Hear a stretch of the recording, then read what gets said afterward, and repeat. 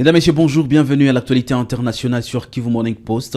L'ONG Urgence DRC, avec 20 autres organisations et 10 familles des victimes, annonce la saisine des autorités canadiennes contre Lisette Kabanga et Jean-Claude Bokassa, proche du président congolais Félix-Antoine Tshisekedi, pour leur rôle présumé dans des arrestations arbitraires, tortures et persécutions orchestrées par le Conseil national des cyberdéfense. Josper Hangui pour plus de détails. Le communiqué officiel précise que les deux individus proches de Félix Tshisekedi sont identifiés comme responsables du Conseil national de cyberdéfense CNC, un service créé en 2023 officiellement pour contrer les cyberattaques, mais accusés de se transformer en instrument de répression politique. Selon Urgence DRC, Lisette Kabanga et Jean-Claude Bokassa seraient directement ou indirectement. Le communiqué officiel précise que les deux individus proches de Félix Tshisekedi sont identifiés comme responsables du Conseil national de cyberdéfense CNC, un service créé en 2023 officiellement pour contrer les cyberattaques, mais accusés de se transformer en instrument de répression politique. Selon Urgence DRC, Lisette Kabanga et Jean-Claude Bokassa seraient directement ou indirectement impliqués, y compris par des moyens numériques, dans des arrestations arbitraires, des actes de torture, des enlèvements, des détentions illégales, des exils forcés et des persécutions ciblées contre des opposants, journalistes et défenseurs des droits humains. En tout, à protéger les victimes, établir la vérité et garantir le respect de la dignité humaine. Depuis sa création, le CNC est devenu un symbole de controverse en RDC.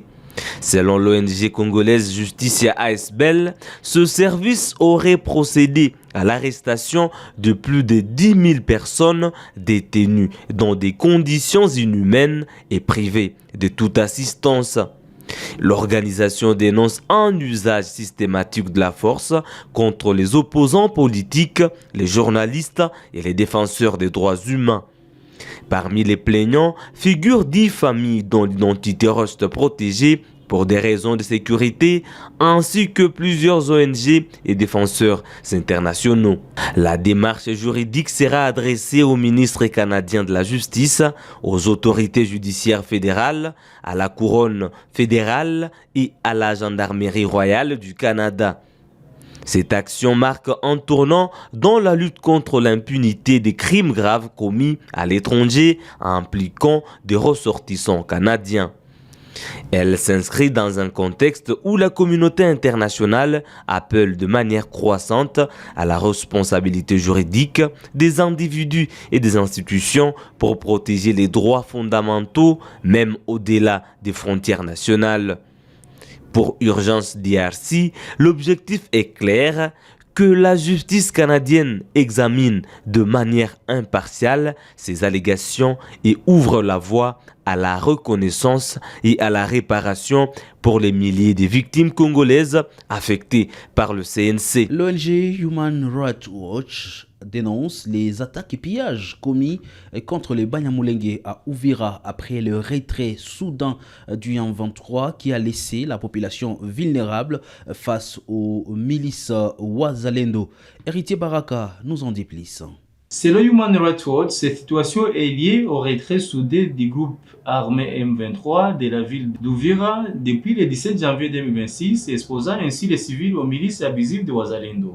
Craignant d'être pris pour cible après le départ du M23, de nombreuses familles Banyamulenge ont quitté la ville, bien que nombre indéterminé soit resté sur place. Tard dans la journée du 18 janvier, l'armée congolaise s'est déployée dans la ville, la deuxième plus grande du sud Kivu, explique Human Rights Watch. Les Wazalendo milices peu structurées bénéficiaires du soutien de l'armée congolaise sont connus pour commettre des exactions contre les populations des zones qu'ils contrôlent.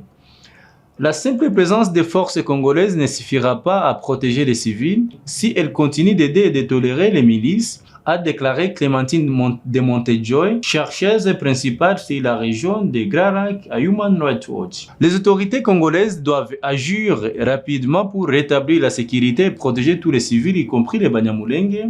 Human Rights Watch a documenté des pillages généralisés après les retraits du M23, touchant des maisons, commerces, églises et bâtiments publics, y compris ceux appartenant aux Banyamulenge grâce à des témoignages, photos et vidéos authentifiées. Des vidéos géolocalisées montrent des individus en civil pillant les palais de justice, une église méthodiste, un restaurant, des bureaux gouvernementaux, les ports de Kalundu. Des sources locales font état de nombreux blessés et Human Rights Watch enquête sur les informations concernant des meurtres de civils depuis le départ du M23, précise dans ses communiqués. Maintenant, des soldats et membres de Wazalendo circulent, exigent des téléphones des gens et tuent sur eux, ajoute Human Rights Watch. L'organisation rapporte également que les Wazalendo ont empêché des civils de fuir vers le haut plateau, zone montagneuse, couvrant Fizi, Mwenga et Uvira, accentuant les risques pour la population. Ces inquiétudes sont renforcées par la fermeture de la frontière avec les Burundis. Tout au long de l'année 2025, des soldats congolais et des combattants Wazalendo ont commis des exécutions sommaires, violences sexuelles, enlèvements et restrictions d'accès aux services essentiels contre les Banyamulenge. Le 19 janvier, le gouvernement congolais a annoncé un rétablissement progressif de l'autorité de l'État à Uvira, incluant la sécurité, justice et aide humanitaire. Human Rights Watch appelle le président Félix Tshisekedi et les autorités congolaises à protéger les Banyamulenge et tous les civils et à contraindre les Wazalendo à cesser leurs exactions. L'aide humanitaire doit parvenir rapidement aux civils des pillages et des destructions. Bien que les gouvernements affirment que les Wazalendo soutiennent la résistance contre les M23, leurs actions à Uvira et ailleurs montrent les dangers des milices sans commandement, discipline ni obligation de rendre des comptes. Des forces de sécurité formées doivent être déployées et des responsables d'infractions poursuivis équitablement, recommande Human Rights Watch. Dans une déclaration du 15 janvier, l'Alliance du fleuve Congo FC23 a indiqué être prête à remettre Uvira à la communauté internationale et a demandé au secrétaire général de l'ONU le déploiement d'une force neutre. La MONUSCO retirée de la province du Sud Kivu le 30 juillet 2024, pourrait reprendre certaines activités de surveillance et de vérification du cessez-le-feu selon une résolution du Conseil de sécurité de décembre 2025. Human Rights Watch exhorte la MONUSCO à déployer rapidement des experts en droits humains et protection des civils et à collaborer avec les autorités pour évaluer les risques et de vérifier les unités de l'armée congolaise présentes sur le terrain. Le chef de l'État gabonais, Brice Clotaire, est arrivé à Brazzaville ce mercredi en début de soirée pour participer au sommet extraordinaire de la communauté économique et monétaire de l'Afrique centrale. Les discussions qui réunissent les dirigeants des 6 États membres de la CEMAC devraient porter sur les questions économiques régionales, la sécurité et la coopération monétaire au sein de la sous-région. Le chef de l'État congolais assume depuis septembre 2025 la présidence en exercice de la communauté économique et monétaire des États de l'Afrique centrale, en remplacement de son homologue centrafricain Faustin Archange Touadéra. À l'invitation de Denis Sassou Nguesso, un sommet extraordinaire des chefs d'État de la CEMAC va se tenir le jeudi 22 janvier 2026 à Brazzaville pour traiter de la question de la chute continue des réserves de change de la Banque des États de l'Afrique centrale. À quelques heures des travaux, le chef de l'État gabonais, Brice Clotaire Oligui Nguema, est arrivé mercredi en début de soirée à Brazzaville. Il a été accueilli à sa descente d'avion à l'aéroport international Maya Maya par le Premier ministre chef du gouvernement, Anatole Koliné Makosso. Membre de la communauté économique et monétaire des États de l'Afrique centrale, le Gabon, dont l'économie devrait connaître une croissance d'environ 2,4% en 2026, reste exposé aux fortes incertitudes mondiales, telles que les restrictions commerciales et la fluctuation des cours du pétrole. Une situation que partage aussi dans une certaine mesure la République du Congo, dont le taux de croissance en 2026 s'établit à 3,6%. Deux autres chefs d'État, à savoir l'équato-guinéen Théodoro Obiang Nguema Mbazogo et le centrafricain Faustin Archange Touadéra, vont fouler le sol congolais le jeudi matin peu avant les travaux. Quant au Cameroun et au Tchad, ils vont être représentés au niveau ministériel.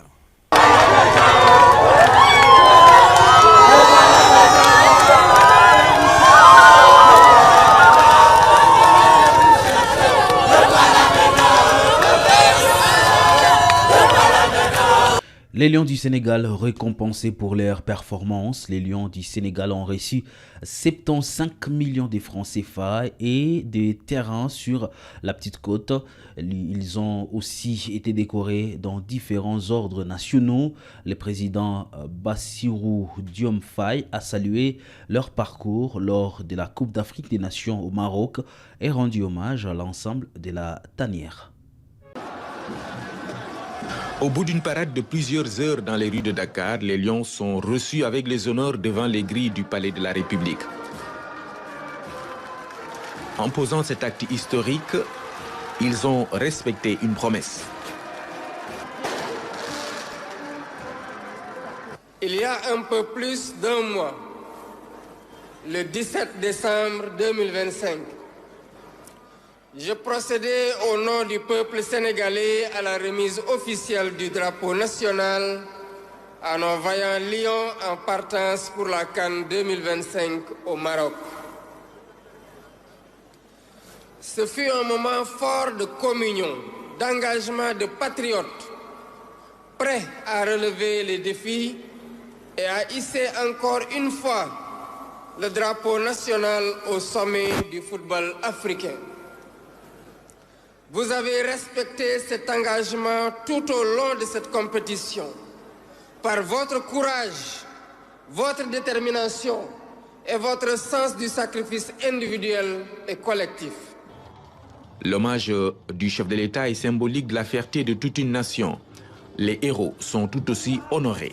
Cette belle victoire, magnifiquement acquise au prix de nombreux sacrifices, et au forceps avec méthode grâce à notre volonté et notre engagement pour notre drapeau national a une saveur particulière pour nous et nos respectueuses familles.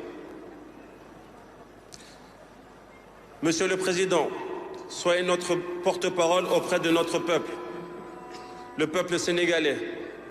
Transmettez-lui tous nos remerciements et notre reconnaissance éternelle pour ce soutien indéfectible, pour ses prières, ses bénédictions, mais surtout pour cette force qu'il nous a procurée tout au long de cette compétition. L'accueil populaire que nous avons reçu hier à notre arrivée et celui d'aujourd'hui durant la parade, tout au long de notre parcours jusqu'à l'arrivée au palais, attestent de la passion et du patriotisme de nos compatriotes. Il y a quelques semaines, dans ce même sanctuaire républicain, nous prenions l'engagement solennel de défendre l'âme de la nation et de faire briller l'étoile de notre drapeau. Au nom du comité exécutif de la Fédération sénégalaise de football et de l'ensemble de la délégation, j'ai l'honneur de vous confirmer, Excellence, Monsieur le Président de la République, que la mission est accomplie. Excellence, Monsieur le Président de la République, ce trophée matérialise la seule politique qui vaille pour ce groupe, la victoire. Nous le remettons avec le sentiment du devoir accompli. Il fallait donc une récompense à la mesure de l'acte héroïque. Le président Bassirou Diomaye Faye n'a pas lésiné sur les moyens. J'ai offert à chaque lion ici présent 75 millions.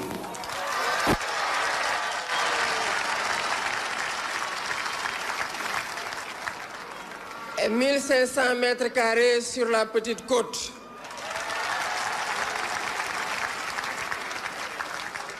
Aux membres de la fédération, 1000 mètres carrés et 50 millions. Aux autres membres de la délégation, 500 mètres carrés et 20 millions, toujours sur la Petite Côte. Au ministère des Sports, 305 millions pour des primes pour l'ensemble des agents du ministère et des terrains aux membres de la délégation ministérielle qui a accompagné l'équipe au Maroc. Pour honorer cette performance, les Lions et leur encadrement ont été également décorés par le chef de l'État. Grand officier dans l'Ordre national du Lion pour le président de la fédération, alors que les joueurs et l'entraîneur sont élevés à la dignité de commandeur. L'actualité internationale à retrouver chaque jour sur Kivu Morning Post pour les informations de la sous-région sur Kivu Morning Post. Merci à vous de l'avoir suivi. On se retrouve d'ici là pour d'autres nouvelles. Portez-vous bien.